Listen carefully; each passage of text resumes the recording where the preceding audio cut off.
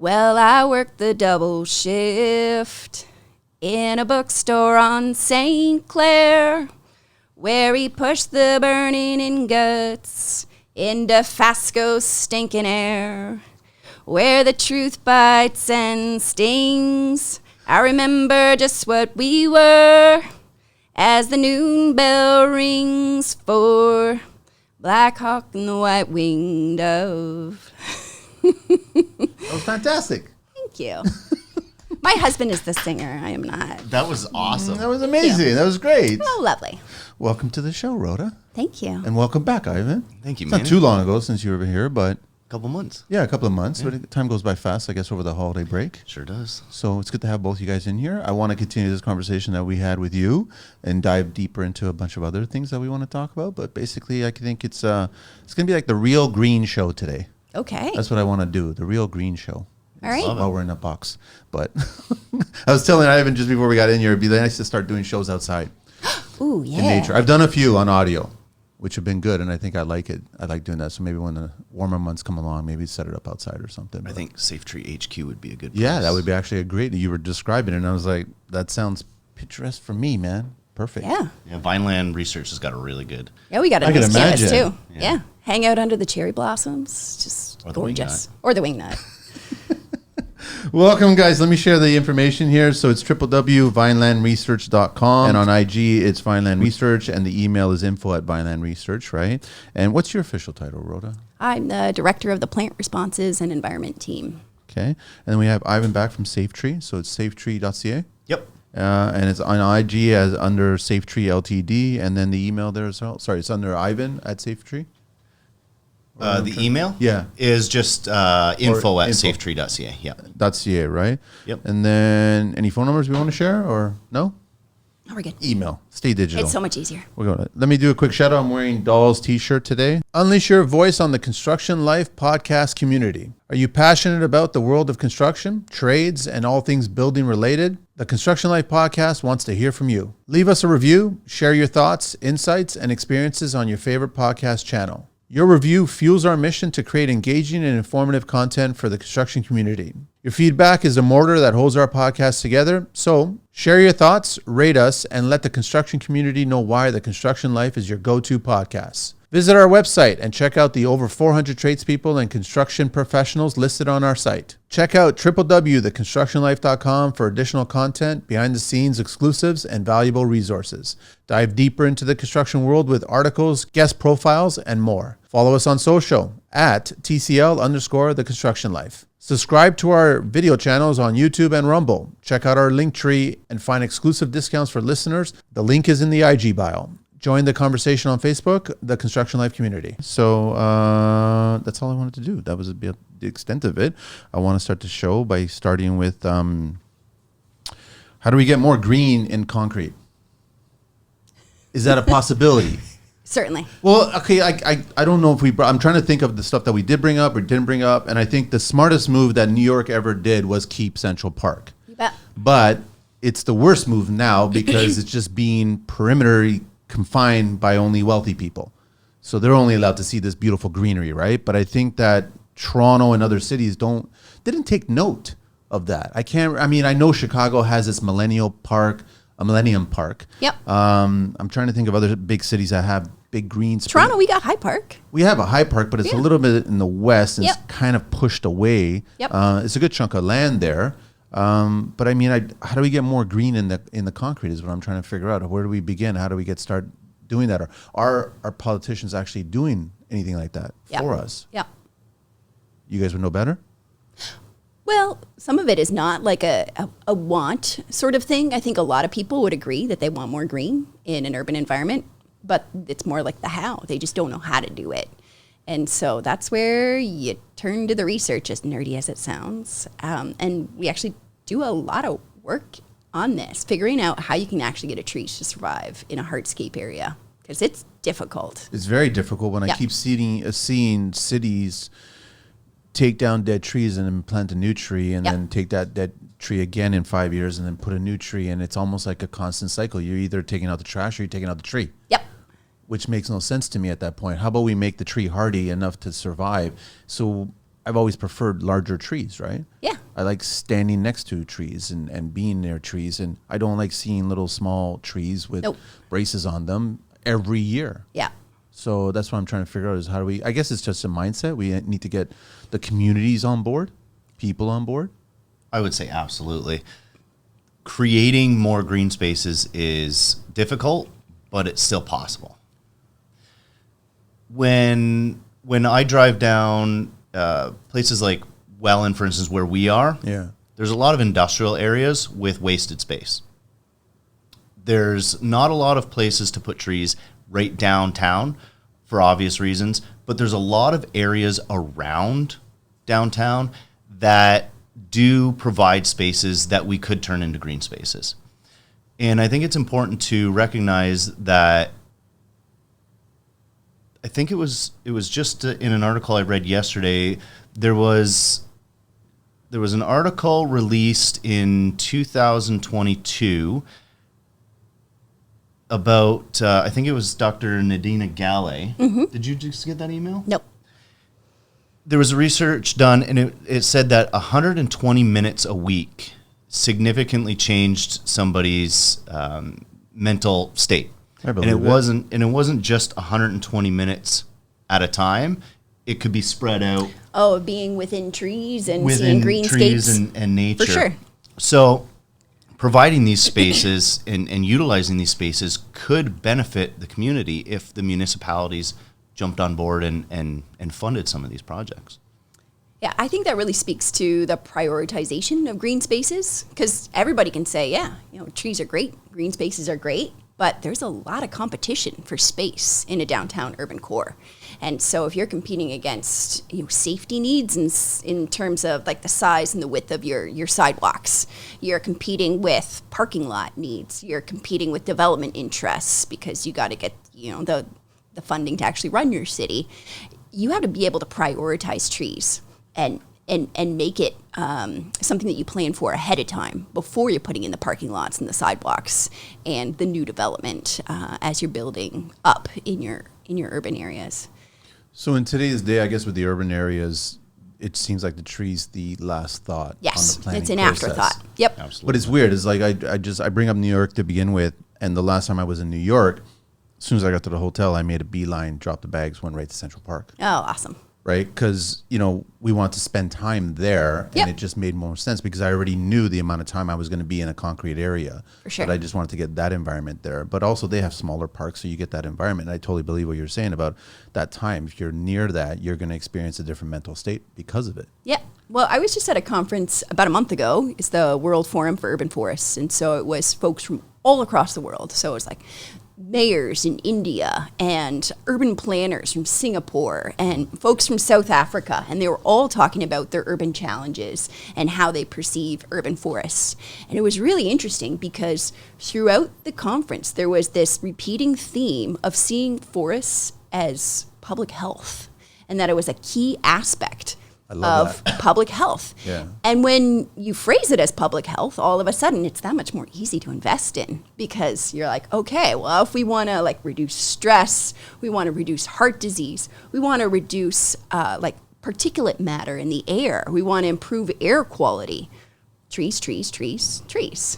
Is there a argument? I don't think there is, but you guys tell me. If you take care of trees and you let them grow and you nourish them, that they get so large that they eventually might become a problem where there's a risk now that it could fall or whatever, be damaged in a storm, and then create some sort of an accident in an urban environment. Is that a case there? That would be a lovely problem to have. I think It's so. one that we don't have. Yeah, and I would challenge that as it would be just as dangerous walking down the street with traffic right beside you. Jaywalking. Yep. Yeah, simple as that, right? I would say being around vehicles and people texting while they're driving would be significantly more dangerous than a mature tree. Yeah. And a lot of mature trees can be managed as well. We do a lot of cabling and bracing. That's probably 20-25% of our work is just cabling and bracing trees to be able to withstand wind loads, especially now with the temperature changes and the higher winds we're getting. Yeah, if you have enough Ivans around, you don't have to worry about those big trees. Well, we got a clone. That's the thing about it. He's the one that I do know, and then I'm sure that I'm going to start meeting there's a lot of more. other great folks out there. Yeah. Are you guys like me that when you cringe when you're in the city and you start seeing buses or big transport trucks driving through certain streets and you see them just scraping along the tree line and seeing the branches and you'll see a few leaves or even a branch get ripped off, that kind of thing, because it's just they need to make space for modern day conveniences. Yeah. Well, I mean, if they had somebody in there properly pruning that tree, it wouldn't be an issue. But now that branch is getting ripped off, it's like an invitation for a disease and, some sort of fungal infection to get in there. And I'm going with that because I start seeing when they start doing sometimes in neighborhoods, you get the Toronto Hydro guys, and I'm not going to point a finger at them, but they'll prune trees that are convenient for the cable, but they're killing the tree in the future. Yeah. That's what's going to happen when you start seeing certain limbs being cut right off just to accommodate cables. Yeah. Well, I often try to picture a city street. What would it look like if you didn't have power lines? I've seen these photos in other cities, right? Where it's like these trees look beautiful. They look amazing. And there's only certain neighborhoods now in Toronto that have canopy trees. Yep. Like they're literally crossing from one sidewalk to the other and they're covering the entire roadway, which I'm sure it's a huge selling feature. Yep. So we're actually taking money out of the community by not taking care of these trees, right? Absolutely. Is there an argument regarding the carbon monoxide, like congestion from the vehicles? Is it damaging the plant life? I would say... Does it? I don't know. A better way to sort of look at that problem is how much of that carbon dioxide, carbon monoxide, fine particulate matter from diesel, how much of that is the tree able to take out of the environment? To filter. Yeah. Because that's exactly the purpose of the tree, right? Yep. And there's some great examples out there of planting almost like a fence of trees where you're planting them densely as opposed to like our little single tree plantings here and there. You plant them together in almost like a little congested wall, and they are filtering out whatever's coming from a highway. So if you have a low-income neighborhood on the other side of that barrier, all of a sudden you're reducing the amount of not only just like sound, but also all that air pollution, particulate matter that would get to them. They are an essential piece of infrastructure, not just public health. And so when you see them as all of the ways that they can benefit us so that we don't have to spend all of that money on like stormwater infrastructure, for example, trees can do a lot of that work for us. And they get better with age as opposed to getting poorer with age. Absorb a lot. Yeah. Just if we had better soil conditions alone, we would spend less money on stormwater. You bet. So how do we start all this process? Like I still remember, I don't think that tree's there anymore on the Gardner where the canopy was higher than the Gardner. But I don't think it's there anymore because I think they removed it now. But that was actually a nice sight to see when you're driving on the Gardner coming into the core and you're seeing the top of the tree. And I'm like, that's how tall the tree is at that point, but it's not there anymore. But if you were to line that Gardner with trees along the lake shore. It'd be amazing.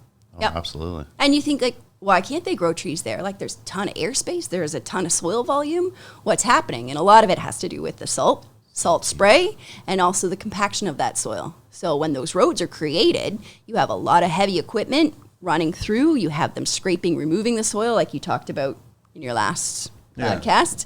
And all of a sudden you plant a tree in there, and even though you might have, tons of space for that tree to grow, you can't actually access it because the soil's too compacted.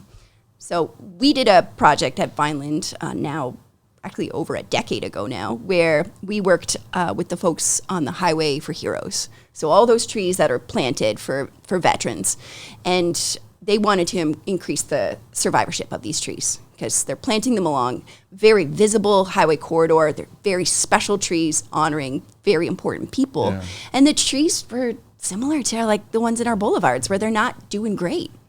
And so we had set up a trial looking at how much benefit you could get from just doing a deep rip along that corridor, because you don't have to worry about locates there, right? There's not going to be... there's nothing there. Yeah. No, there might be a gas line at some point in time, but you're going to know where it is. But the soil that was brought in, or the earth that was brought in, what was the condition of it? Garbage. It was all garbage. Garbage. It was probably just it's pure all garbage. fill. Yeah. Yeah, and the organic matter, and it's way too low. Like they could have used a great mulch job from SafeTree. But even just doing a deep rip, decompacting that soil, adding a bit of organic matter, all of a sudden you're giving that soil the ingredients it needs to heal itself. And previously, that soil was sitting there for decades. So you think, oh, okay, well, maybe it can restore itself. But it didn't have the ingredients it needed. And so it didn't really change much. But if you can go through, decompact the soil, add a bit of organic matter before you plant the trees, all of a sudden your survivorship just increases. Can you guys tell me what's that green spray stuff that goes on brand new highways that are laid and they're spraying onto the embankments? What is that? Oh, hydro seeding? I don't know what it is. I just see a truck with a big tank and a huge nozzle, and they're just spraying this green stuff all over the... Yeah, I believe that's hydro seeding. They're just planting grass. Yeah. That's all it is, right? Yeah. So it's completely organic? I don't know all the components, but there's usually some sort of binder to prevent all of the seeds from just washing away in the first rain. Wouldn't it make more sense to actually just make that earth a lot better of a condition and then just plant that with trees? You could, for sure. Wildflower. Or wildflowers. Or even some of our native grasses. So a lot of this area, as part of the Carolinian forest, used to have more oak savanna. So if you've ever been to Pinery Provincial Park, you can kind of still see it there, where there's a lot more space between the trees, and then there's the really tall grass. Those grasses have roots that go down incredibly far. And when you have them going down so far, they're almost working for you in terms of nutrients going down there, right? Yeah, and storing carbon down in the soil, which we haven't even gotten into yet, and also helping to decompact. So sometimes it's the type of grass that you're planting that's going to have an impact. And if we're talking from a construction standpoint, bank retention too. Yeah. Oh, for sure. The roots hold these banks together. Yeah. A lot of them. No erosion going on, nothing at all. Yeah, and that's why you'll see a lot of along the side of the highway they plant sumac. Sumac's really good for bank retention, and it doesn't really get too high. Techno metal post screw piles are installed by our trained certified professionals using specially designed hydraulic machines. The piles are augered in until they reach a specified torque and depth, allowing our installers to determine the load bearing capacity for the structure. Helical pile foundations are made from hollow structural steel HHS that is compliant with ASTM A500 grade C. They are designed, tested, fabricated, and installed in compliance with Canadian, European, and U.S. building codes. When compared to bolted coupling in similar products, TMP's fully welded couplings ranked above the others and provided maximum strength, rigidity, and enhanced buckling resistance. Different shaft and helical blade sizes are available to accommodate the needs of structure support and site soil conditions. Our engineering department provides assistance to determine the appropriate sizes for specified project types. Reach out to them at www.technometalpost.com for your next project. So who's actually doing a really good job, urban-wise, city-wise, in the entire world? What countries, cities are actually? Singapore, eh?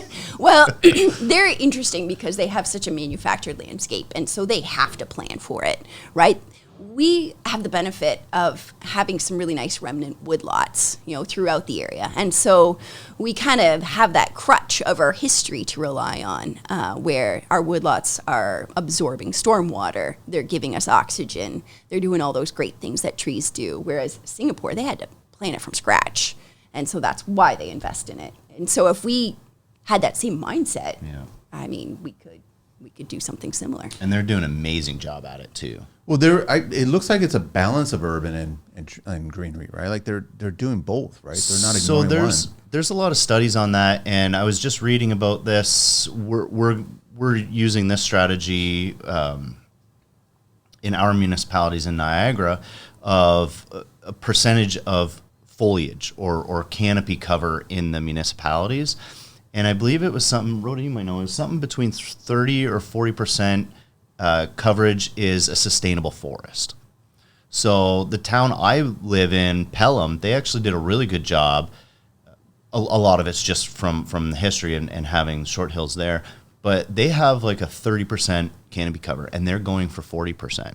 So some of the municipalities are really active and really trying to push for this, but there's a lot that are still in the past and thinking that trees are a safety issue and cutting them down. Is it a cost thing, guys? In part, there's very little other infrastructure in a city that doesn't get a lot of provincial or federal dollars. Like, think about what just happened with the Gardiner, where Toronto said, you know what, we can't manage this highway anymore. Province, can you take over this key piece of infrastructure for us? We don't have the same for our trees. And so if you want every single one of these municipalities to develop an urban forest management plan, an urban forest strategy, they don't have the funding to do that. They can only often do the bare minimum in terms of providing safety for their residents. And so adding that other layer of proactive management and proactive planning of these trees can be really difficult if you don't have the funds to support it. I think a lot of it, too, is what people are asking for. True. What people are calling their local MPs about. The squeaky wheel gets the grease. And if we have more people wanting greener spaces, then the politicians are going to start pushing for that too. But it's the argument that you brought up last time when you were here about you plan something now, my kids might benefit from it.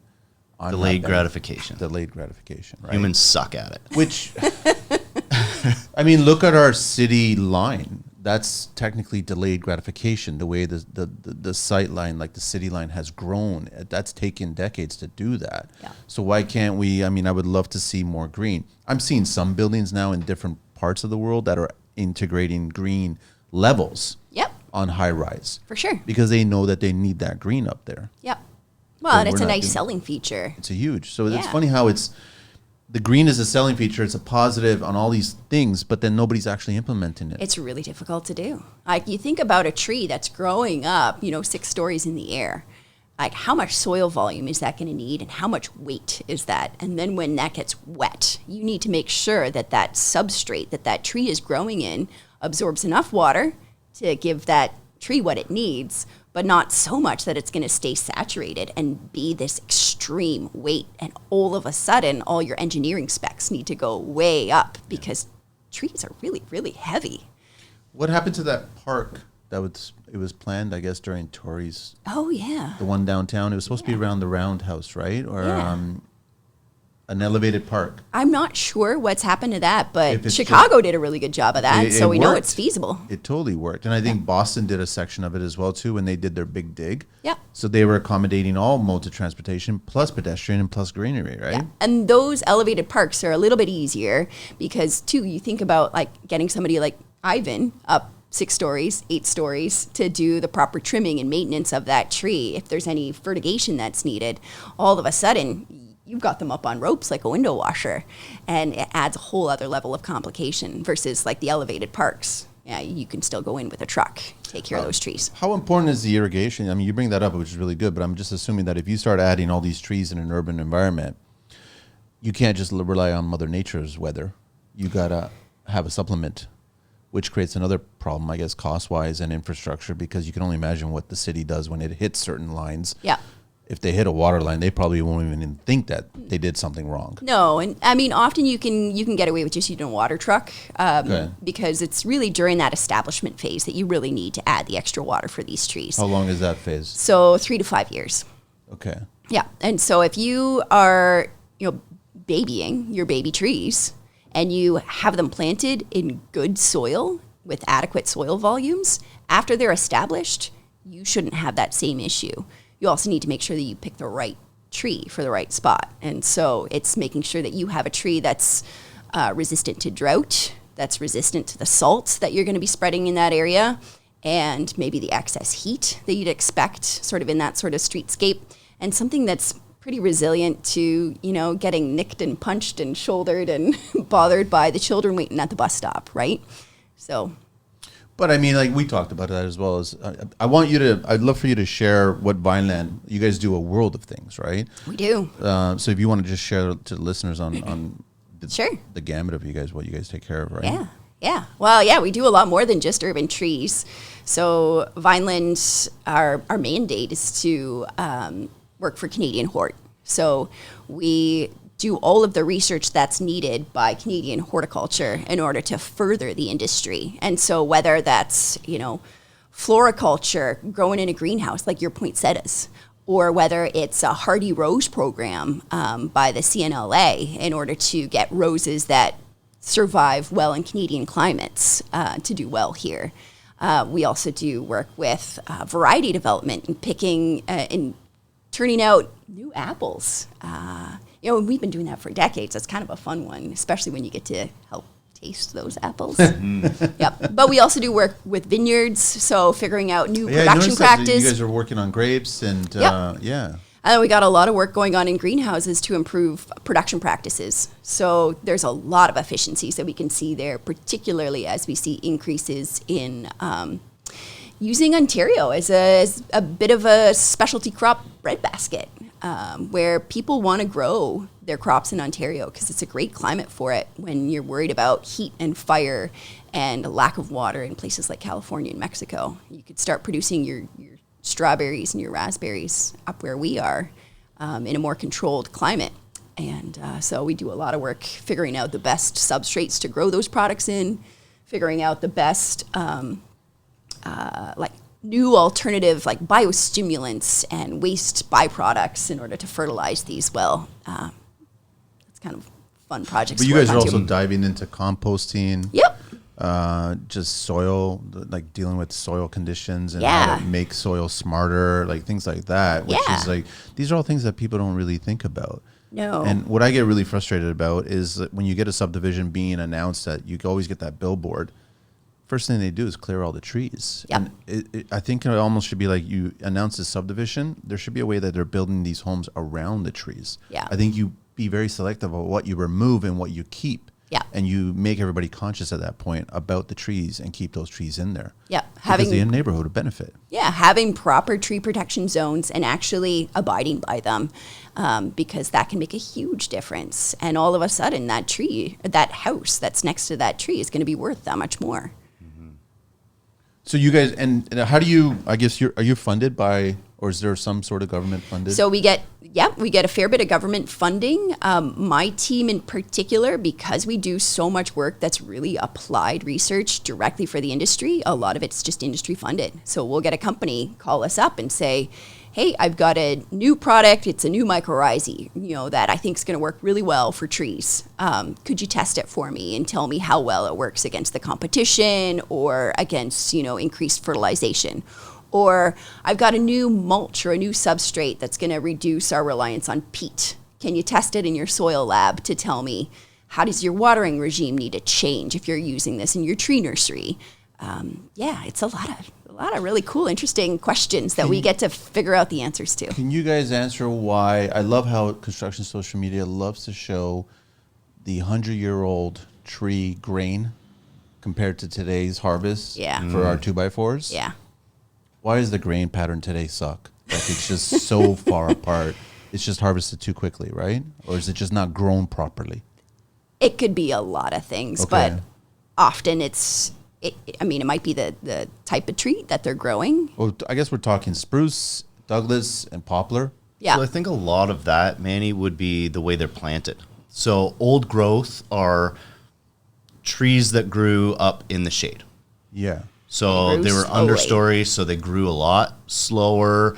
Their annual rings are much smaller and tighter. They're dense. Mm-hmm. So if we take a tree and plant it in a forest, and it takes 50 years to get to the same size as a tree that we plant in full sun, that takes 20 years, and they're similar sizes. The annual rings on that 20-year tree are going to be much larger. It's not going to be as dense of a wood. So when they clear an area, say in British Columbia, they plant all of these trees at the same time. They all grow at at the same rate, and they've all grown in full sun. So that's why you're getting that grain. They grow fast, full sun, and the soil conditions there are great still. Is it worth staggering it, or is I guess you're going back to economics now? Selective forestry would be the best. But that's not happening in Canada. Clear cutting. So we have it is happening. There is but a not lot enough of it. But not enough of it. It's difficult to make that make sense financially. Yes. It's very time consuming. But we've got so much land here, like second largest. We have so much land outside of the major, this Ontario belt or whatever. We have the space to do it, so we can just grow these little backyard gardens, so Yeah. to speak. But we're not doing it just because I guess there's not enough. People don't care about it enough of it to do it. Well, it would be awesome to increase our use of urban wood.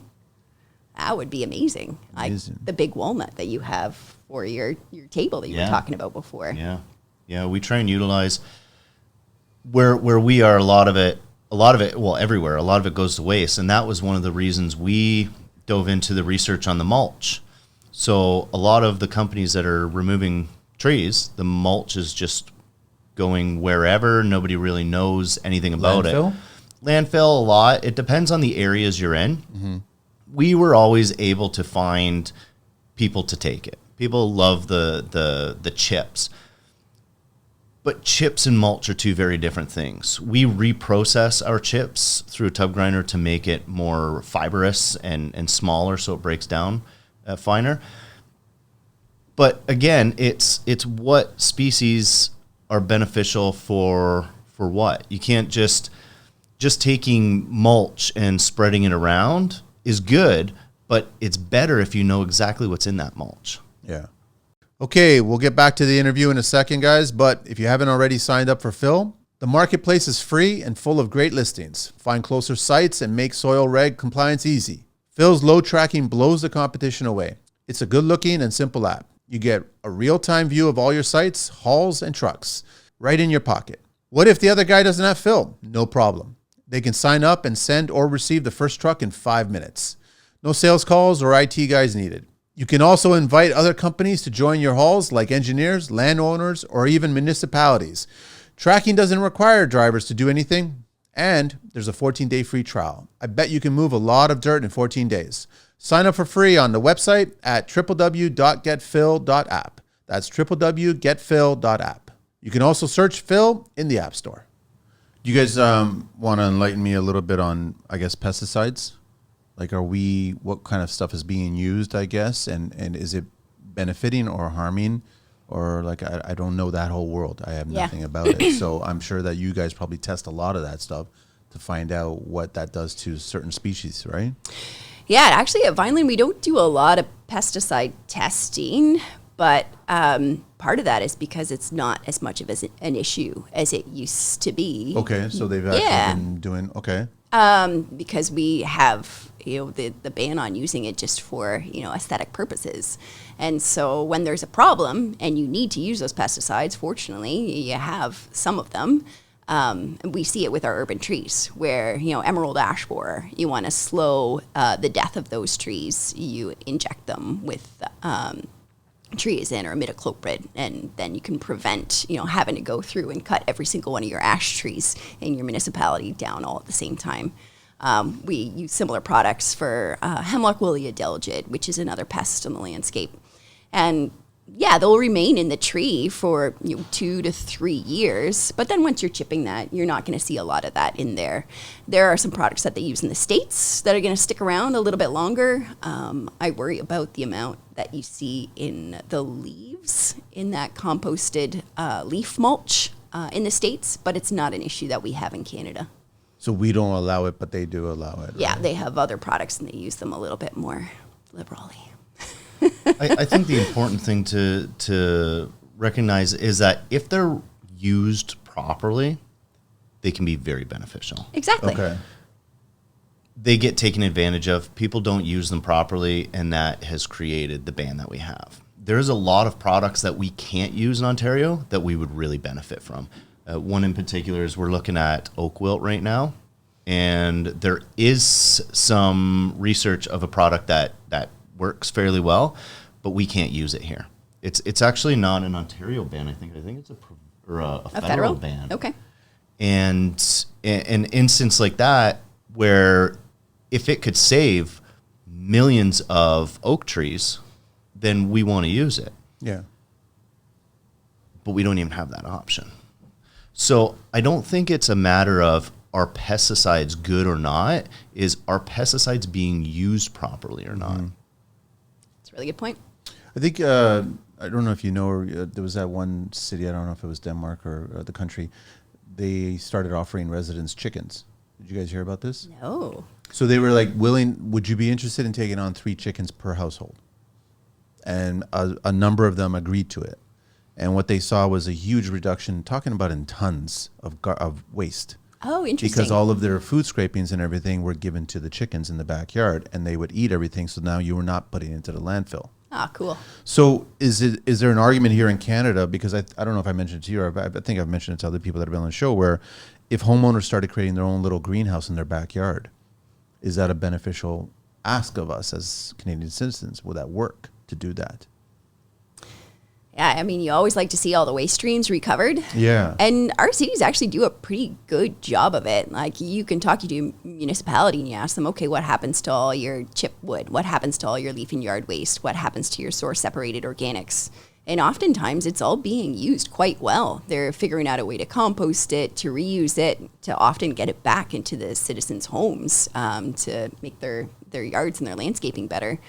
Yeah, there's always going to be an interesting way of using those byproducts. I'd be a little concerned with so many chickens. You might have issues with rats. I was just going to say, I wonder, they must not have rats in that country. Yeah. So maybe that would work in Alberta, but not anywhere else. I think, too, is anything done on a smaller scale would probably be more beneficial. So what we do know is anytime you take something like growing vegetables or making a compost, the larger scale the project is, the less it's monitored, the less care that goes into it, the more it becomes just getting the product out there. I think of companies like Walker's, for instance. Okay. Walker Industries does an excellent job of separating stuff. But because it's such a large entity and so much volume of product that goes through there, are they losing sight of what's coming through? I don't know. When we're trying to raise beef, is it better to have little farms have 5 or 6 cows, or is it better to have a super farm? Yeah, I know what you're saying. You see, so my opinion would be, I think it would be great if people on a small scale did that and grow their own vegetables and get rid of their own waste themselves. I think it would be. I mean, like my thought process is, come spring, what do most Canadians do come spring? They start planting their basil, their oregano, their thyme, their rosemary. They have their little gardens here and there. And then if you start getting to the European culture, they start planting their tomatoes and their cucumbers and everything like that. But here in Canada, we get shut down for 6 months of the year. We can't plant any of this stuff. But if we had our own little, I guess the size of a shed, greenhouse version, and we can continue growing those year round, so then we could benefit from it. That's where my thought process would. It'd be great to do that. Yeah. To get everybody on board. But you're right, though. You would have to maintain it now. So as a family now, you're mowing the lawn in the winter kind of thing. It does get nobody likes doing it in the summer too, because of our short sunlight. Yeah, you have to provide lighting as well. Now it's artificial lighting, and now you start hydro and that whole artificial heat, artificial light. So it does become difficult. A lot of people are really good at it. I've seen one person in particular. They dug a hole and they used the earth heat. So they built a little hoop house. They still have to heat it and put light in there, but there's a lot of creative ideas out there.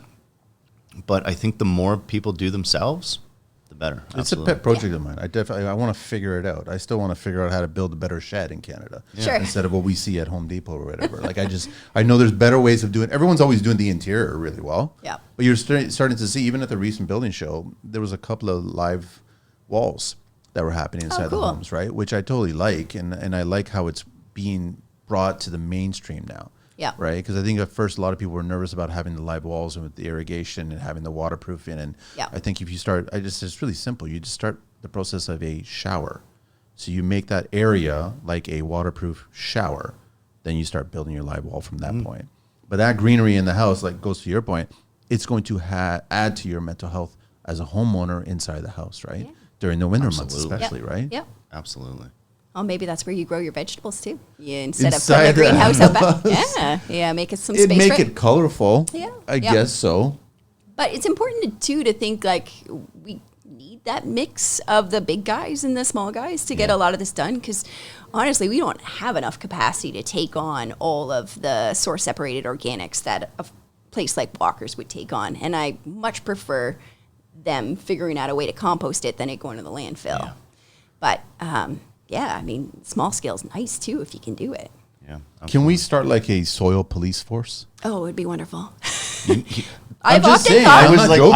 I was biting my joking. tongue. I was thinking No. there should be regulation when they go and build these subdivisions that you can't take the topsoil off and sell it. Dirt doctor or something. I don't know. Yeah, Like, well, and there are soil specifications that municipalities will have. no, but I think blind eyes are being attached to these situations where or they're not actually well researched. So they might have a soil specification, but it doesn't really make sense. And so they might say, okay, you have to strip off the soil, you're going to pile it, and then after everything's built, you're going to put it back where it was before.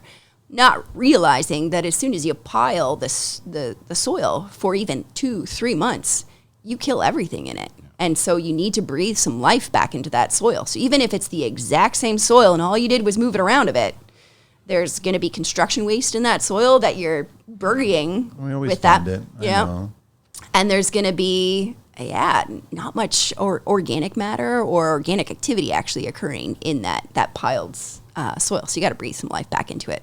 Every soil engineer I've ever met has always been very knowledgeable about trying to figure out the pressure and depending on different parts of the city. Yeah. But I'm sure that they know they can moonlight as soil police, right? Yeah, but their motivation is a little bit different. They're looking for engineering. a specific proctor density to make sure that soil has been properly compacted. Yeah, for the strength of the home. Yeah. And often it's overly compacted and in an area that's much too big. And so what would be amazing is if you still went with your specs on your proctor density requirements around those buildings, but then you allowed for a lower proctor density for areas where you're expecting trees to go, or you don't need quite so high for sidewalks. Allow those tree roots to grow under sidewalks, perhaps with a nice structural soil. And so then all of a sudden you're expanding that accessible soil for those trees. You're expanding that soil volume by reducing a lot of the compaction.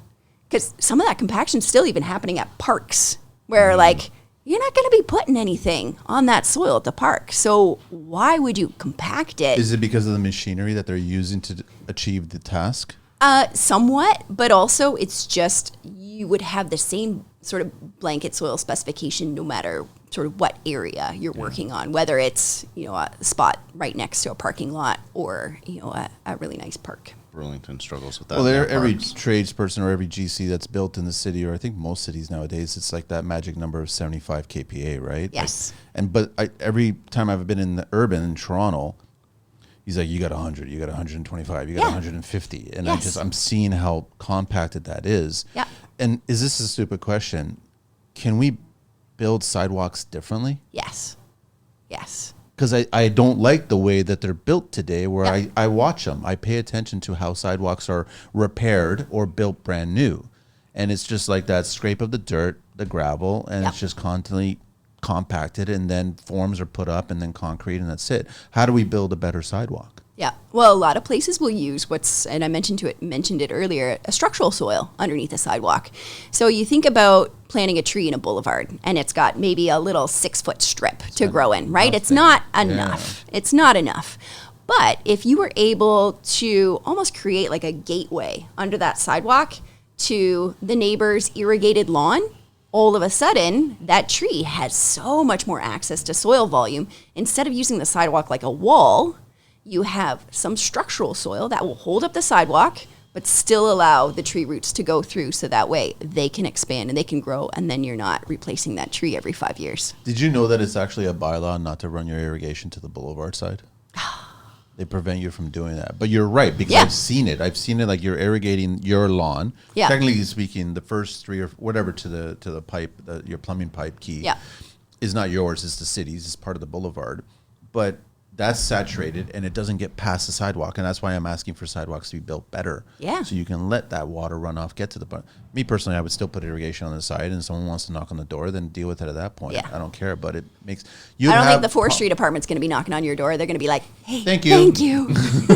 You just saved us a whole lot of money.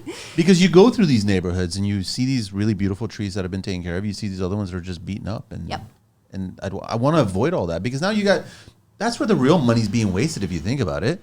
You're hiring people to come in to remove dead tree, and then bring in a new young, and it doesn't survive. Nope. And then you plant it again. Yeah, you're planting it And again. they do it and again, and and they do it again. Yep. I like that's waste of money. I think if you Such had waste more of money. education to avoid that. Yep. Yep. And that's where we like the approach of looking at the urban tree value chain.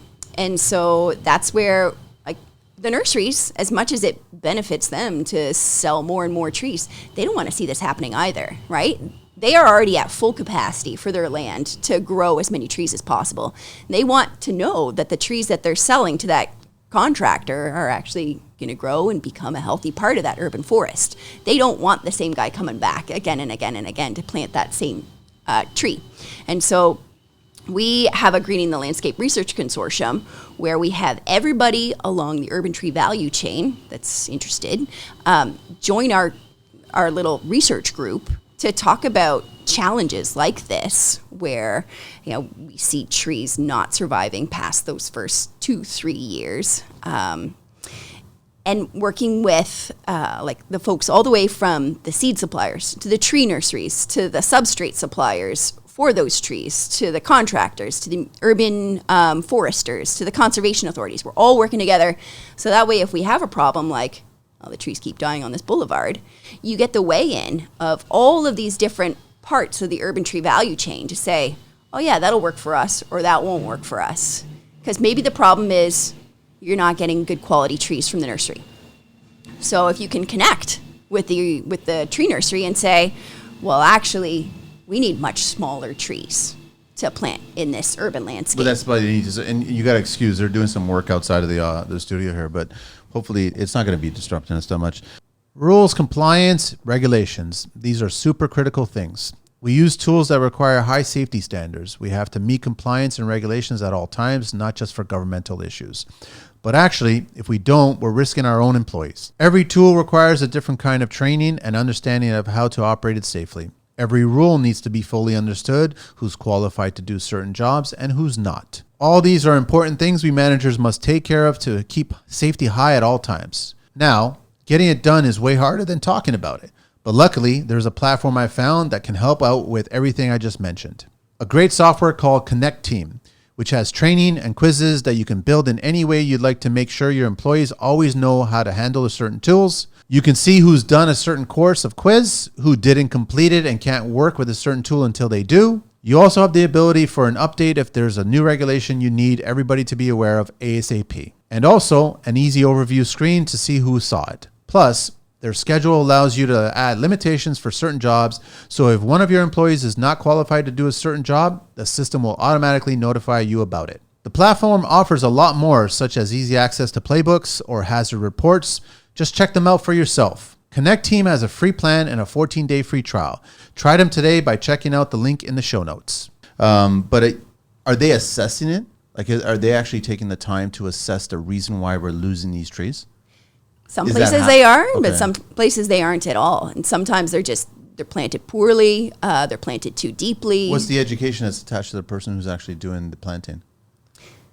What are they being given, like information-wise? I don't know are they given a pamphlet that you're on an airplane and this is the 5 steps you need to take care of a planted tree? So I'll take this one because we do bid on some of these contracts. I was saying, this is an Ivan question. It's a good one. Yeah. So unfortunately, a lot of the procurement process is just bottom line.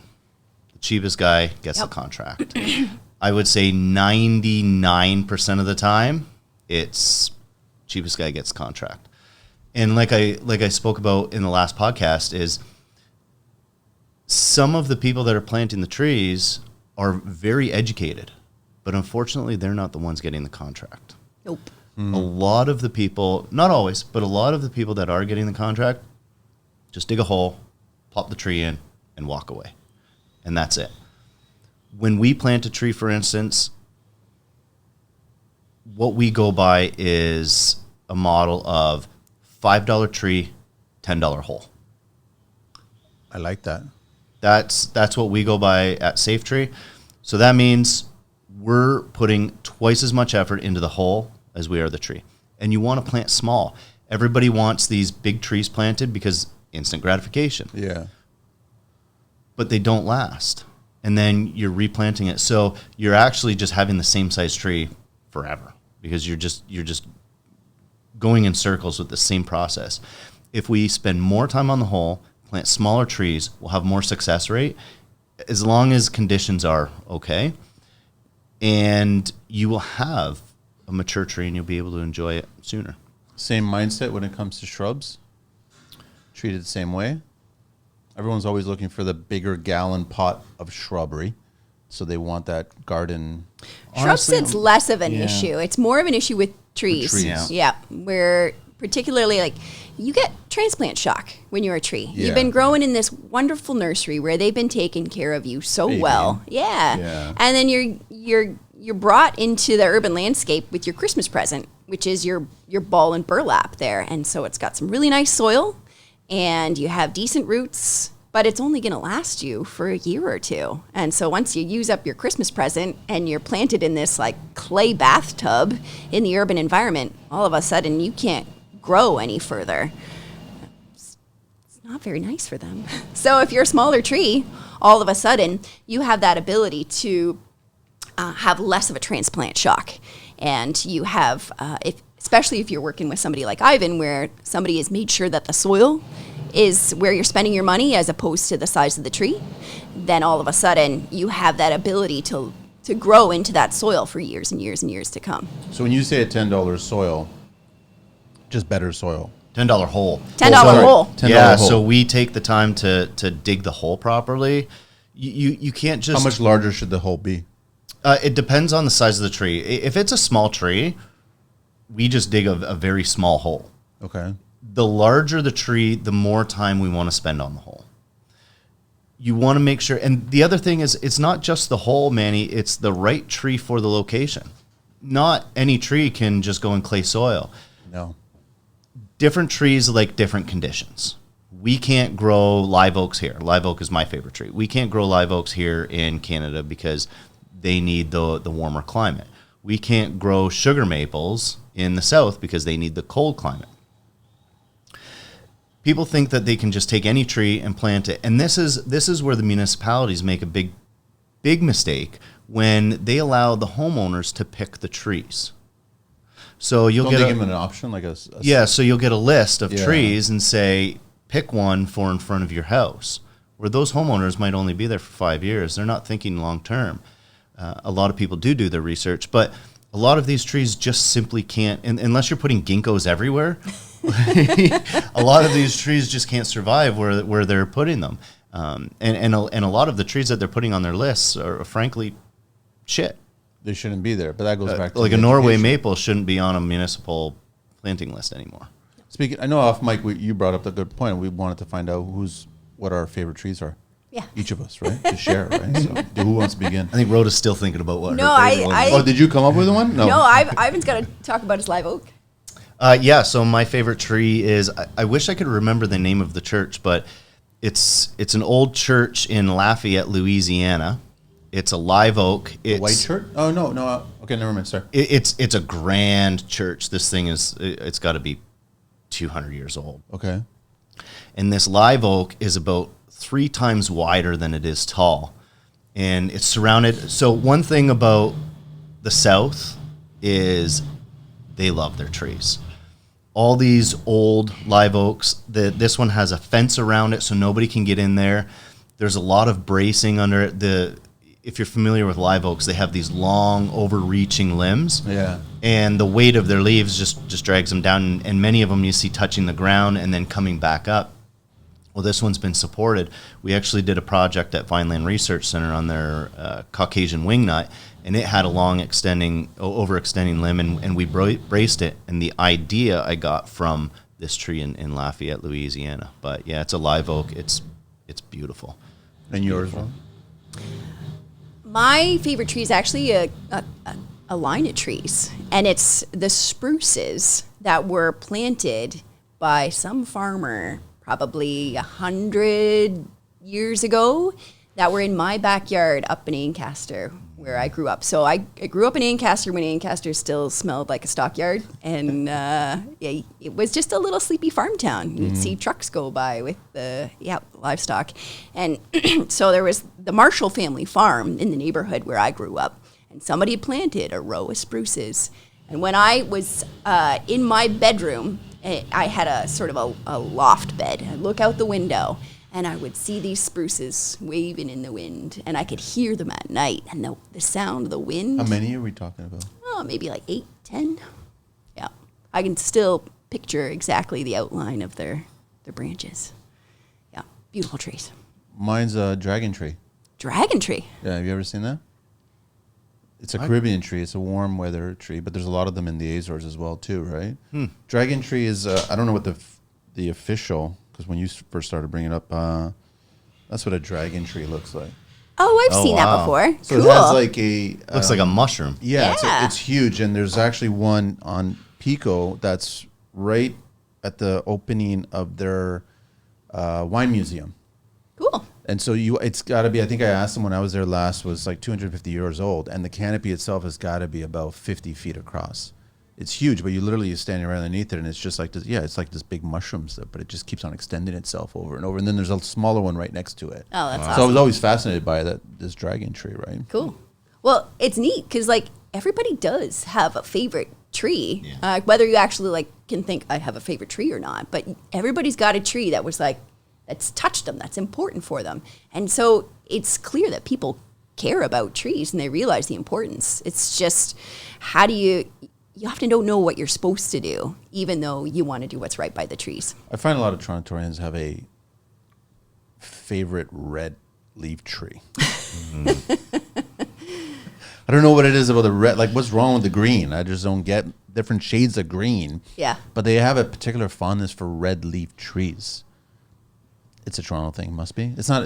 I don't think it's a Toronto thing. I think it's everywhere. Okay, It's everywhere. Yeah, it's very common for us to go to a customer's house and they say, "Well, my red maple, where it's a Norway maple, the It's a Crimson King King variety, Yeah. and which are awful trees." For what reason? Why are they awful trees? There's just too many of them. Yeah, there's- Honestly, there's Yeah. too many of them. If you look at the most common tree in an urban environment, oftentimes in this area will be a Norway maple. And it's just that they've taken over the woodlots. They like disturbed soils. And so when you have like excess worms, which sounds kind of funny, but when you have all of these disturbances in your soil, excess worms, excess deer, you're going to get a lot of Norway maples. And yeah, you know what? I don't mind a Norway maple here or there. But the problem is that they were overplanted, and now they can make up like 25% of the canopy in some areas. So we find a lot of structural issues with them as well. oh yes. Oh, really? Yeah? Oh A yes. lot. They're probably top 3 of our most common removals. Really? Yeah. Which brings me to, I want to ask you guys, what is the ideal tree to use in our environment here for front, side, and backyards of your home? It depends on your conditions. You go back to the soil conditions, right? Soil conditions, sunlight, wind loads. Where you're dumping your salt Yeah, piles. where your That's a salt big water one, huh, the pool salt? is. Yeah. Where you're emptying your Oh pool. yeah, where your pool is. Yeah. Yeah, we get a lot of customers who have pines in their backyard and their pines are dying, and I go back there and there's this beautiful saltwater pool, and they're dumping the salt water in the fall time right in the pines. So there's so many things to consider. Soil types, is it sandy? For us in Niagara, we're very fortunate, but even overhead, a lot of people don't look up when they plant. Hydro lines. There's so many things to consider. It's all in the conditions and what you prefer. That's bottom line, basically. Yeah. It's bottom line. But at least do your homework and find out. Yeah. Do as much homework as you would your kitchen countertop. And then You take bet. that same amount of time and put it towards a tree. And then you can figure out what's best for you, front, side, back. Call an arborist. It's as simple as that because they'll have the information, right? Absolutely. I find that most of you guys are not really, you'll tell the truth. You're not really there to sell a particular tree or a particular product or a particular anything. If you speak to an arborist. Yes. Yeah. Yes. Yeah. So it's not like you guys are salespeople. I'm not saying that you're not. I'm just saying that you guys don't push that agenda kind of thing, that this is what we should be putting into the home because I've got a great deal on these trees, right? Right. Yeah. Yeah. You Absolutely. guys don't come across that way. No, in all honesty, most arborists have a good nursery that they work with. when we seek out nurseries to work with, we look at their values, that their values align with ours. And we're not just trying to pump out trees. We want to focus on native species because, first of all, your native species are going to do better in your area, regardless. And then from there, it's really what you're going to be successful on. I don't want to come back and keep planting a tree. No. I want to plant that tree, and then I want to care for it for the next decade. And the problem with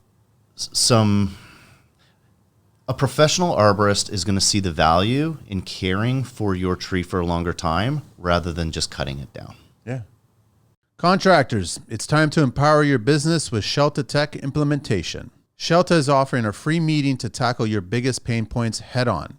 Their goal, to develop a custom company app that's built just for you, solving your pain points, streamlining your processes, making your workday smoother. Here's the scoop. There's a $15,000 digital adoption grant available, and Shelta is an expert at helping you secure it. This isn't just funding, it's your stepping stone into a new era of digital efficiency. By your second meeting, you'll get a tailor-made company playbook, a software prototype designed with your input, project tracking, real-time budget management, and daily logs all integrated into a single app.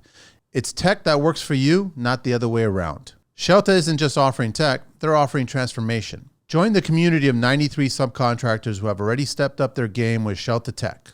2 meetings, countless opportunities. Ready to make a move? Visit shelta.app. Let's pave the way to a smarter, tech-driven future. Shelta Technology, custom tech solutions for the modern contractor. So when we want to recommend a tree, we want to make sure that, one, the nursery's values align with us, but yours do too. And that we are going to care for this tree for a long time. At Vineland, do you guys also dive into harvesting vegetables? We do. So my extent of that knowledge would be where to clip the basil leaves. Sure. On a basil plant. Can you further expand my knowledge on that regarding harvesting vegetables? Like, how do you handle this, right? Yeah. Well, each vegetable is going to be different. Yeah, that's what I'm assuming. Yeah.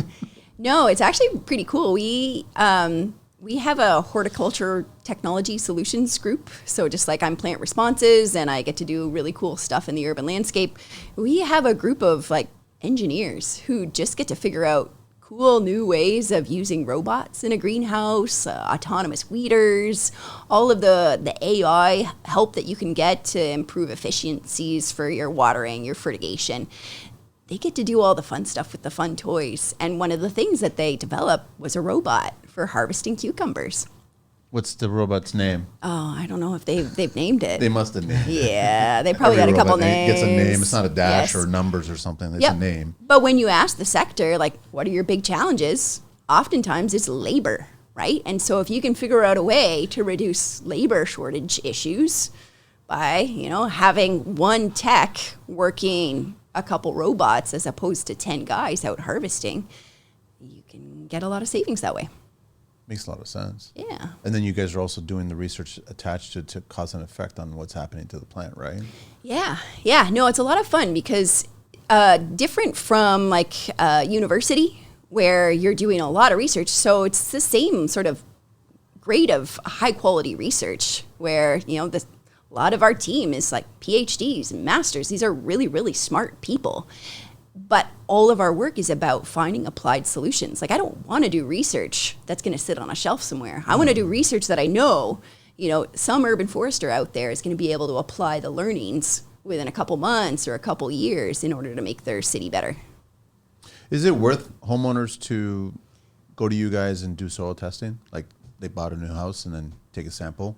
Absolutely. We offer that service.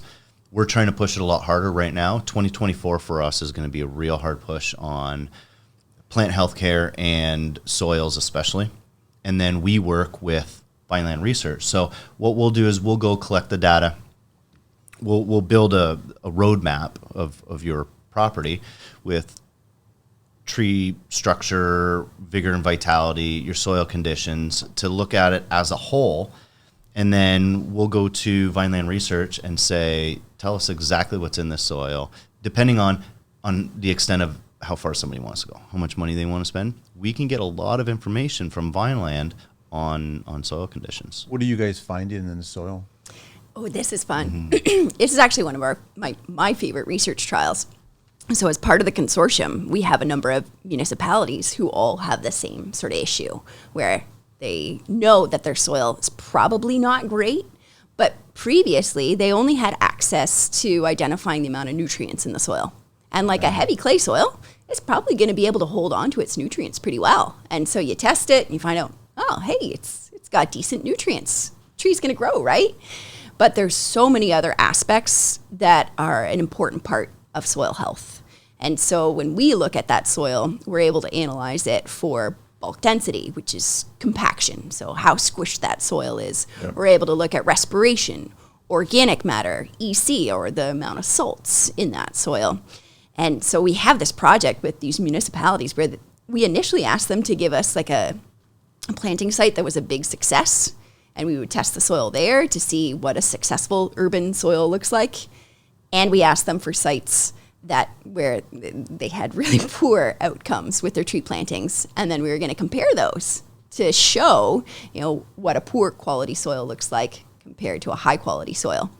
But as soon as the municipality realized how beneficial the information was that we could give them when we were testing their poor quality soil, they only send us poor quality sites. Because we will take a look at the soil and then we'll say, okay, well, this is your issue, this is your issue, this is your issue, and this is how you deal with it. Here's your restoration plan. Here are the steps you need to take. And you know what? The trees that were planted here last time, wrong kind. Plant this type of tree for this type of pH soil, or plant this type of tree because this is a really droughty soil or a really waterlogged soil. And so because we can give them the recipe for success, that's an easy win for them, because now they're going to plant that site one more time and then they can walk away and they don't have to worry about planting it again and again and again. I'm assuming that rain barrels are a lot better than using municipal water. I don't know if the research is out there. I think water is better than no water. I don't really care where it comes from. Yeah, my concern about municipal water, and I don't know, this is just my assumption, is what are they treating it with? And is that, it's not that, is that stuff bad for the plants? Is it removing the stuff that's good for the plants? So one thing that we do know as humans is for gut health, one of the worst things that we're doing for our gut is hand sanitizer. Yeah. Because it's killing 99% of the bacteria. You grab an apple, you eat that, it's killing the bacteria in your stomach. Is what they're treating the water with, removing some of the stuff that's really good for what the trees need. That's what I was thinking, that rain barrels, but not too many people have been, I didn't see a surge in rain barrel kind of consumption, like people buying them and setting them up. I guess it goes back to, it's an eyesore, takes up space in my yard. Do I want to really have to have this going and then always using it, and then for my plants and my trees and everything? It's a handy thing to have. For reducing your water usage. But we pay next to nothing for our water in Ontario, right? So my concern is how the water is treated. That's my concern. Right? So there's nothing treated on the rain barrel water. It's coming from your roof, and that's about it, right? Now, I think I don't know a whole lot about water, but this summer we were at Algonquin Park, and I was reading an article in something that they had about the acidity in rainwater and how it's getting worse and worse and worse. And what the article said was there's similar places to Algonquin in, I believe, Norway or Sweden, the Scandinavian countries, and their water has become so acidic that it can't hold wildlife. So you've got these beautiful parks like Algonquin, but no wildlife in the water. And Algonquin is actually very concerned about this happening here with just the acidity in the rainwater. Well, we used to have that in basically the leeway from the pulp and paper mills up in Sudbury.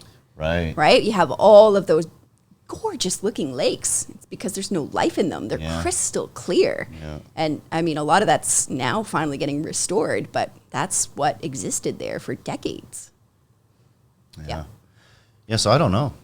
I'm just curious about it. I'm just bringing up the questions, but I'd love for you guys to also share some gardening tips if you guys have what you guys want to share regarding gardening when we get back into the garden in the spring. Are you a gardener? I hate gardening. You I do. like the idea of having a garden more than I like having a garden. We tried it. We got some acreage at Why our do you house. hate it? Like, it's just a lot of work. Yeah, and like weeding. I can't stand weeding. I don't even like mowing my grass. It's and then you get the rabbits, the bugs and the rabbits, and my dog's laying there, and then the chickens were eating it, and it's You need to come over and see my garden. See, I like got a visiting low other maintenance. people's gardens. I got a low maintenance garden. You have okay, what kind of a garden do you have? So I have like a raised bed, and it's in my front lawn, so I can't mess it up, right? Everybody walks past my house on the way to school. Everybody sees my garden. Do they compliment it? Often they do, and often the best compliment is like that little kindergarten kid toddling along on the sidewalk, sees like delicious cherry tomato and just walks up, eats it. Like, no better compliment. Like, honestly, I'm introducing some kid to vegetables. It's the best thing You don't ever. come running out with a broom? Just get away from the garden? No. I actually, one year I had it where I went out into my front yard and I just see one of my neighbors, like, bums just sticking right out. I mean, they were wearing jeans, obviously, but like I couldn't see the rest of their body because they were in so there good and digging out the tomatoes because I had an excessive load of tomatoes that year. So I said to the neighbors, if you're making salsa or whatever, please help yourself. And, you can always give me a little when you're done, but come and take all the tomatoes because I had an excessive amount. Just leave a sign there. Take as much as you want. Take as much as you want. Leave Bring me as much as you salsa. want. Yeah. And then bring me the salsa. Yeah, where we live, it's a lot of work. We're very heavy clay soil, and it's just a lot of work. I've put all my time actually into a pond. Ooh. So yeah, I spent 3 years digging a pond. We got How big is it? It's probably about now the two combined is probably about an acre worth of water, and we've created an amazing ecosystem. This summer we had the bald eagle. Oh, yeah. I remember you telling me about that. Yep, stopped by our house, and then we had a kingfisher that was there regularly. And I live in a hayfield. There was nothing there before, so that's kind of and we've stocked it. And we eat the fish out of it. So you just park a garden next to that or something. Get some tips from Rhoda. No, it's too much work. Or I'll go to Rhoda's house and Just steal the tomatoes. All good. You also have a partnership going on with Sustainable Canadian Agriculture that you guys are doing at Vineland. Yeah. What's that all about? Ooh, well, we do a lot with specialty ag. And so whether it's, figuring out new ways of growing long cane raspberries in Ontario environments, because a lot of that research is done, it's all done in the Netherlands, right? And the Netherlands has similar climate, but it's not the same. They have different pests. They have different diseases, particularly like different fungal diseases. And so a lot of the work that we do is taking some of the technology that's been developed in other places and making sure it actually works for Canadians. You'd be surprised how little research is actually done in terms of sustainable ag. Seems like you guys are the only people that are... I've always said this. Why can't we just learn from other countries that are doing it well? Yep. Bring it here. Yep. But a lot of places, it works really well for them, but it might not work for us. So that's why we need to validate it here. Even though they're a colder climate, they have 4 seasons, they deal it. But you're right. Yep. But you can still take some of that research back here. Certainly. Oh, yeah. Yeah, there's some and learnings. help us here, right? It just doesn't seem like we're doing as much as we should be doing it here. No. Well, it's such a long process and it's multi-layered because often, there are varieties that are going to work really well here. We have different cold tolerance needs. And then if we can all of a sudden bring those plants inside, then those cold tolerance needs change, but you still have light tolerance needs. And so there's a lot of nuances, a lot of work that needs to go into not just your production practices, but all those other things that surround the development of those crops. So I know you hinted at the apples earlier. Mm-hmm. What exactly are you guys doing with the apples and the pears? So we have extensive variety development trials. And so this is where we have orchards with, all of these different varieties all grown. You'll have 3 trees of this kind, 3 trees of that kind, which is awesome when it's harvesting day because you go and walk through the orchard and you take a bite out of an apple. Oh, I like this one. And then you can pick all the fruit off of that. Sorry, that's just a staff perk, but not everybody can do that. Taste-wise, what are we talking about here? What it tastes like what differently, or? Yeah. And so we have an entire consumer insights team, and they do this for lots of folks, whether it's, picking out the next new flavor of chip or the best type of cannabis or flavors for apples. And so they'll have a team that actually are professional tasters, and they will identify what the flavor profile is and whether that aligns with what the sector wants, what the sector needs. Because you want not just a tasty apple, but an apple that's going to do well, being stored long, travels well, looks good, all of those different aspects, and is, disease resistant, can be grown well, grows fast. You ever get somebody like play jokes and just go, this one tastes like chicken? No, like nobody. I'm sure that happens. Serious. They take their jobs very seriously. What's your favorite apple that you tried, that you guys have tested? Attention contractors, welcome to the future of construction resource management with our platform, where you can easily buy, sell, or rent tools, equipment, and materials with fellow contractors. Say goodbye to wasted time and resources. Need that specialized equipment for a specific project, or want to earn extra income from your underused resources? This platform has you covered. With its user-friendly interface and a vast network of trusted contractors, you'll find what you need or make your resources work for you seamlessly. Join the construction community that's changing the game. Visit them online at altlaborsolutions.com and start optimizing your resources today. Alt Labor Solutions, where contractors connect and resources thrive. Well, a lot of them don't have names, right? It's just like cross XYZ, right? Okay. Yeah, these are all pre-commercial And varieties. Same with pears. Yeah, oh yeah. Well, we have the happy pear, which is that's an absolutely delicious pear. But not all of them have names like the happy pear that's does. mixed with cannabis? No. That's a whole other specialty really market. happy pear. Yes. Nice. What's the 49th parallel collection thing that you guys are doing? So that's with our roses, and that's where we are creating a whole line of roses that are best situated for Ontario or for Canadian roses, yeah, right? Yeah, because you can get a really nice rose that grows great in Pennsylvania or Washington D.C. Canada's a different, but it's a different ballgame here. And so if you want to get that, the right amount of like yellow color, or some of them are amazing pinks that last for a really long time, then you need to develop a whole variety that works well for Canadian environments. some secrets to share? I have no secrets to share. I don't know. I don't work enough on that project. On that side of the thing? Because I'm Yeah. just curious, because everyone always tries to do a rose bush of some sort. It's even Yeah. on the other side of the highway, isn't it? Some of them are. We have a little rose garden right by the Caucasian wingnut tree. I'll show it to you next time. Yeah. Did we talk about Root Smart? We talked a little bit about Root Smart, right? Or no? Well, we talked a little bit about the importance of tree nurseries having good stock, and one of the key features that goes into having good stock to plant in the urban environment is making sure that that root system is healthy. Ivan mentioned last time how some folks will dig a planting pit with an auger, and there's all smooth edges, and so the roots will circle around, and you need to notch it in order to prevent the roots from actually girdling the tree eventually. And so another aspect of that is making sure that you're growing your trees, your little tiny baby trees, in trays that will prevent that root circling. You want to make sure they have lots of air exposure, that you get a nice radial development. And so we have developed the Root Smart tray that AMA Hort sells. And it's a fantastic way to make sure that your trees get the best jump start on life, because it's got this, amazing radial development where you aren't going to be concerned that, 10, 15 years from now, your tree is going to have those circling roots. I wish I had some pictures for you.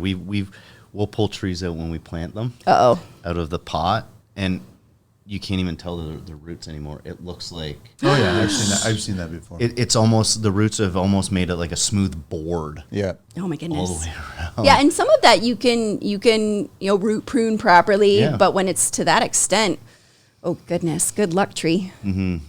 Well, it's smart that you guys have shared, get a younger tree and make a better whole, right? Yeah. Yeah. Instead of spending more money on a larger tree. Yeah. Don't have but to. everybody wants an instant forest.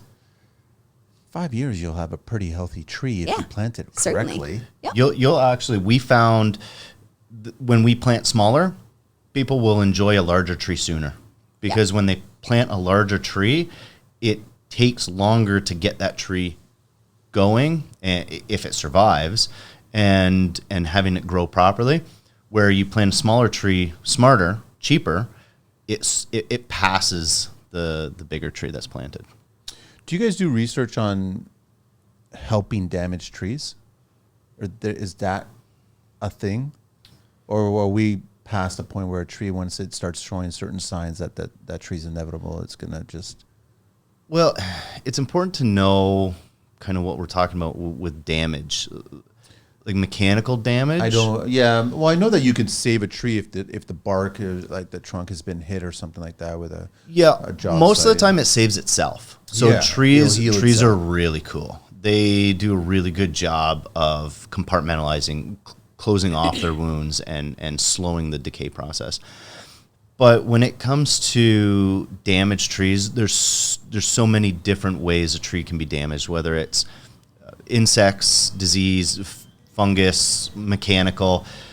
A lot of it can be caught soon enough if you're monitoring your trees.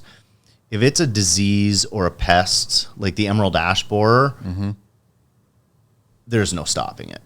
Triazin we've used, and with some success, but I don't have a lot of confidence in the long-term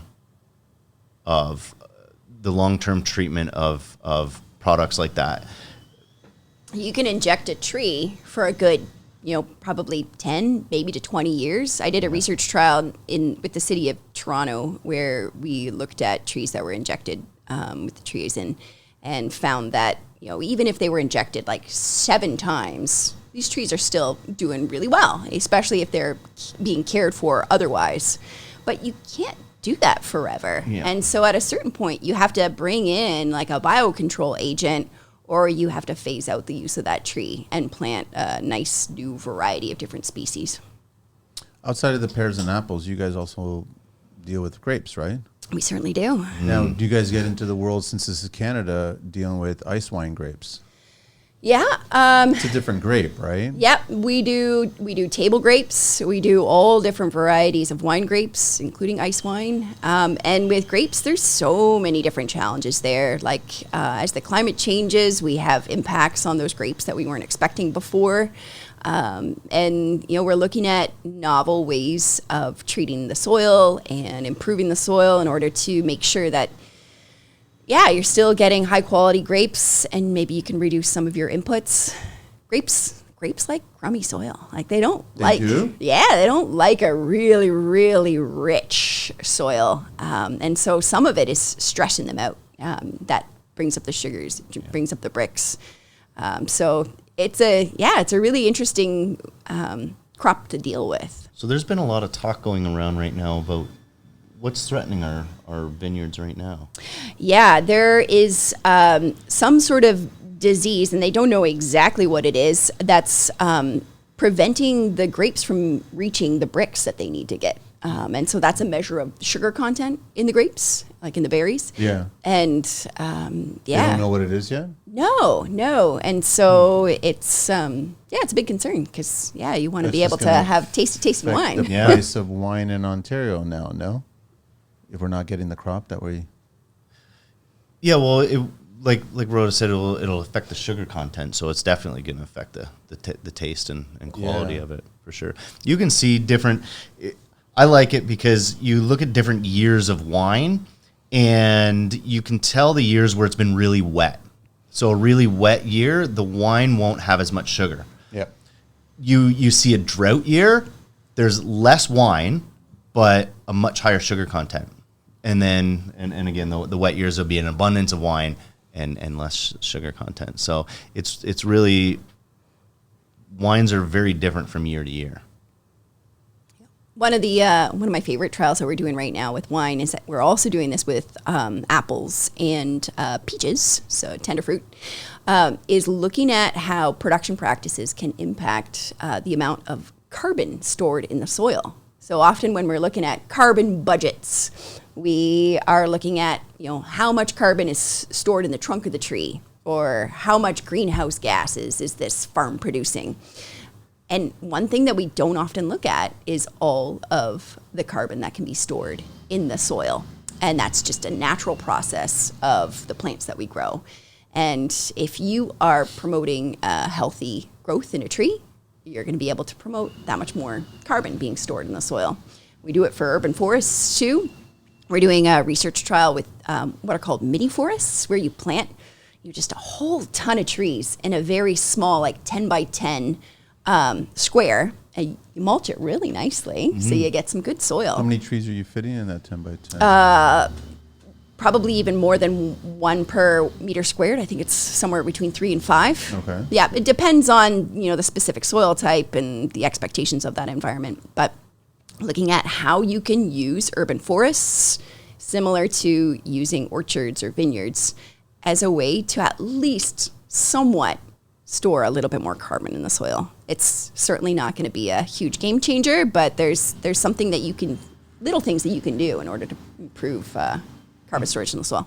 Is every day pretty much different at Vineland? Like when you walk in there, it's just literally R&D. Like you guys are just... Yeah, no, it's great. We get a huge variety of different research trials. There's always something fun and new around the corner.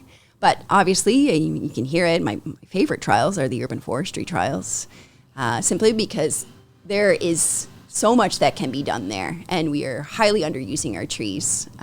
Just in terms of we were talking about them earlier in terms of seeing them as part of public health. Yeah. But seeing them as an essential part of infrastructure.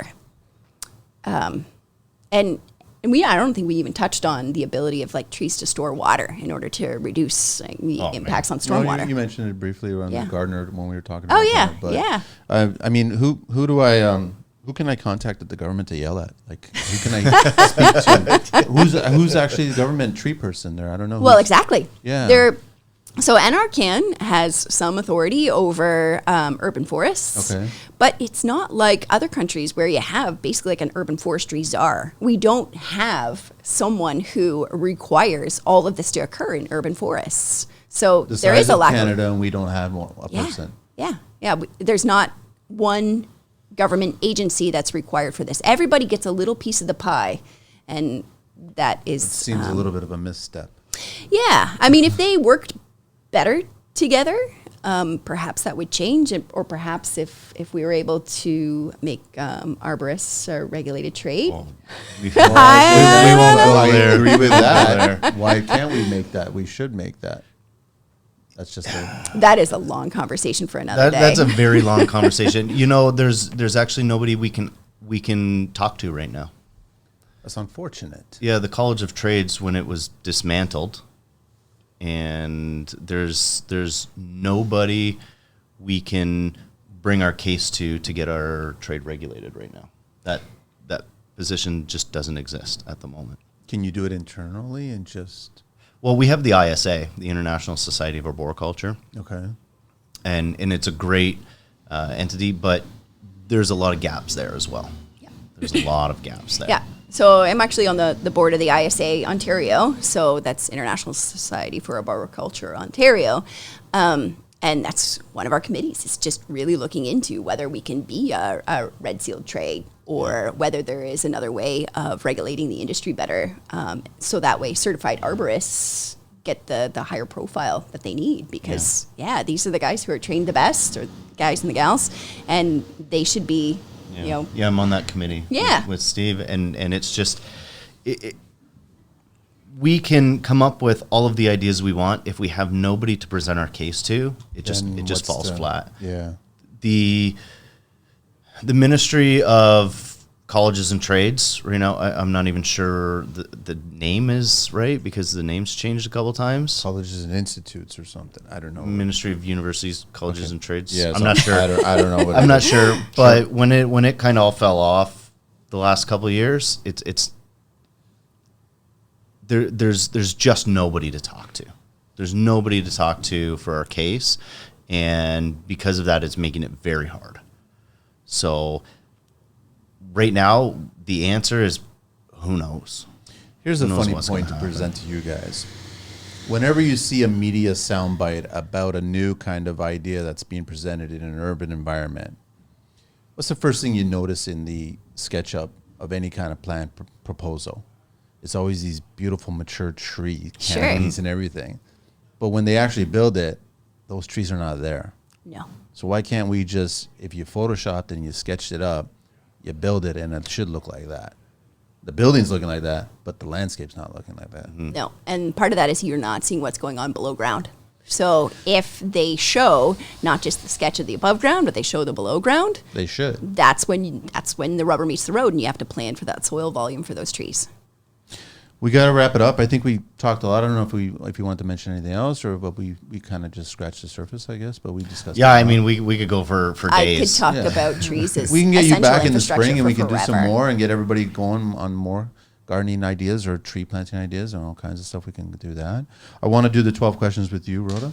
Oh, the 12 questions? Yeah. Uh-oh. There's no right or wrong. They're just fun questions. Before that, www.vinelandresearch.com, at Vineland Research on IG, and the email is info@vinelandresearch.com. And then Ivan again with SafeTree, it's SafeTree.ca, and then IG, it's SafeTree Ltd, and then the email is info@SafeTree Ltd or at SafeTree.ca. Info@SafeTree.ca. .ca, there it is. What is your favorite construction word, Rhoda? Timber. It's a good one. What is your least favorite tool? Oh, screwdriver.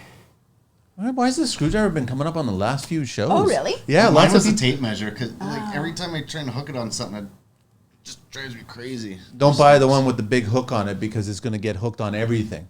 Oh, they drive me crazy. It's the worst thing ever. I think blisters when I think screwdriver. Like, why am I not using a drill?